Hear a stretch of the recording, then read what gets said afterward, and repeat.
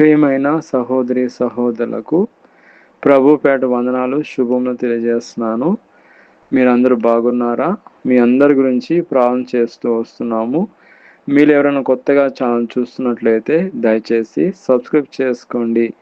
అదేవిధంగా ఇతరులకు కూడా తెలియజేయండి. ఈరోజు మనం దేవుని వాక్యంలో నుంచి మనం చూసినట్లయితే నీ విశ్వాసము నిన్ను సిగ్గుపరచదు. దేవుడి వాక్యం చూసినట్లయితే రోమిలు రాసిన పత్రిక 10వ అధ్యాయము 11వ వచనంలో రాయబడి ఉన్నది. ఆయన యందు విశ్వాసం ఉంచి వాడెవడను సిగ్గుపడని లేఖనం చెప్తున్నది. కాబట్టి దేవుని యొక్క గొప్ప వాగ్దానం మన కొరకు చేయబడినదండి. నీ విశ్వాసం నేను సిగ్గుపరచదు అనే దానికి అర్థం మనం చూసుకున్నట్లయితే దేవుడిపై మీకున్న నమ్మకము ఎప్పుడు మిమ్మల్ని నిరాశపరచదు లేదా అవమానానికి గురి చేయదు. అదేవిధంగా మనం చూసుకుంటే ఇంకొక అర్థము దేవుడిపై మీరు ఉంచే నమ్మకము ఎప్పటికీ మిమ్మల్ని అవమానపరచదు లేదా నిరాశ గురి చేయదు. కాబట్టి నీ విశ్వాసం నిన్ను సిగ్గుపరచదు. నీ విశ్వాసం అనేది ఎప్పుడు కూడా నేను సిగ్గుపరచదు. దేవుడిపై విశ్వాసం ఉంచినట్లయితే నీ విశ్వాసం అనేది ఎప్పుడు కూడా సిగ్గుపరచదు. అదేవిధంగా జీవితంలో మనం దేవుడిపై ఉంచే విశ్వాసము నమ్మకము ఒక విత్తనం లాంటిది. ఆవగింజంత నమ్మకం ఉన్నా అది మనకు కొండంత బలాన్ని ఇస్తుంది. మీరు దేవుడి వాగ్దానం నమ్మి ప్రార్థనలో ఆయన సహాయం కోసం ఎదురు చూస్తే ఆయన మిమ్మల్ని ఎన్నడను ఒంటరిగా చేయడు. సమస్యలు ఎన్ని వచ్చినా వాటిని దాటుకొని ముందుకు వెళ్ళే శక్తిని ఇస్తాడు. కాబట్టి మనం చూసుకుంటే నిరాశ ఉండకూడదు. మీరు దేవుడిని నమ్మి ప్రార్థన చేస్తే ఆ నమ్మకం ఎప్పుడు వ్యర్థం కాదు. సరైన సమయంలో మీకు సహాయం అందిస్తాడు. దేవుని యొక్క కృప కొరకు, దేవుని యొక్క సహాయం కొరకు మనం ఎప్పుడైతే విశ్వాసంతో ఎదురు చూస్తామో దేవుడు తప్పకుండా మనకు అన్నీ కూడా సహాయం చేస్తాడు.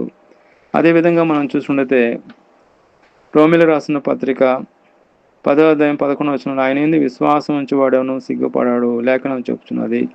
విశ్వాసంతో దేవుడిని నమ్ముకున్న వారికి ఆయన ఎప్పుడూ నిరాశ చేయడు. కీర్తన గ్రంథము 34వ అధ్యాయము 5వ వచనంలో చూసినట్లయితే వారు ఆయనను చూసి వెలుగు పొందెను, వారు ముఖములు ఎన్నడను సిగ్గుపడలేదు. అదేవిధంగా ఇంకొక వచనం మనం చూసిన యేసు ప్రభు కూడా భూమి మీద ఉన్నప్పుడు ప్రజల విశ్వాసం చూసి ఇలా అన్నాడు, నీ విశ్వాసము మార్క్స్ వార్త 10వ అధ్యాయం 52వ వచనంలో అందుకు యేసు నువ్వు వెళ్ళుము, నీ విశ్వాసం నేను స్వస్థపరచును అని చెప్పాను. కాబట్టి విశ్వాసం అనేది చాలా ప్రాముఖ్యమైనది. లూకా రాసిన సువార్త 8వ అధ్యాయము 48వ వచనంలో అందుకు ఆయన కుమారి నీ విశ్వాసం నేను స్వస్థపరచను, సమాధానం గలదానమే పొమ్మని ఆమెతో చెప్పాను. కాబట్టి నీ విశ్వాసం అనేది నిన్ను సిగ్గుపరచదు.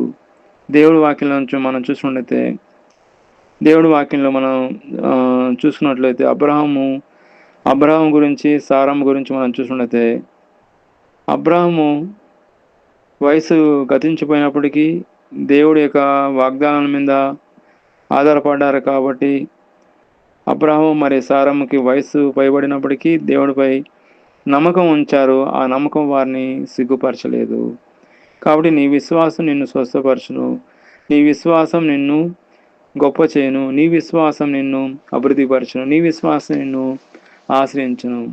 కాబట్టి దేవునిపై ఉన్న విశ్వాసాన్ని మనల్ని గొప్ప చేస్తుంది. అదేవిధంగా మనం బైబిల్లోంచి మనం చూసుకున్నట్లయితే రక్తస్రావం బాధపడుతున్న స్త్రీ మార్క్స్ వార్త 5వ అధ్యాయము 25 నుంచి 34 వచనంలో ఆమె 12 సంవత్సరాల నుంచి రక్తస్రావంతో బాధపడుతున్న ఆమెకి ఎంతోమంది డాక్టర్ల దగ్గరికి వెళ్ళినా ఆమె అనారోగ్యం తగ్గలేదు, కానీ ఆస్తి అంతా కూడా ఖర్చు అయిపోయింది, కానీ నయం కాలేదు. అయితే ఆమె విశ్వాసం యేసును నమ్మింది.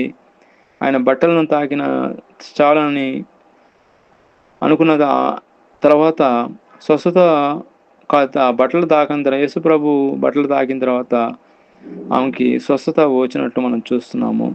కాబట్టి విశ్వాసం అనేది చాలా ప్రాముఖ్యమైనది. విశ్వాసం అనేది దేవుడిపై విశ్వాసం అనేది చాలా ప్రాముఖ్యమైనది. అదేవిధంగా రెండవదిగా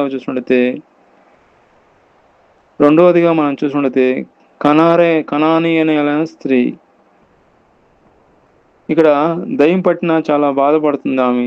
విశ్వాసము ఆమె యేసును సహాయం అడిగినప్పుడు యేసు ఆమెని పరీక్షించడానికి మాట్లాడలేదు కానీ ఆమె పట్ల విడవకుండా యేసుపై నమ్మకంతో మొరపెట్టింది. ఆ ఫలితం ఆమె విశ్వాసాన్ని చూసి, అమ్మా నీ విశ్వాసం గొప్పది, నీవు కోరినట్టే నీకు అవునుగాక అని చెప్పాను. ఆ క్షణంలోనే ఆమె కూతురు బాగుపడింది.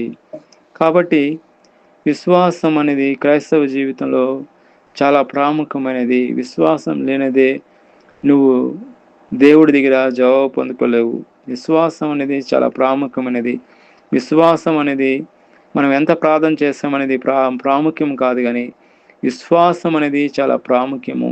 విశ్వాసం అనేది ఎంత ఉంచామనేది ప్రాముఖ్యం అనేది.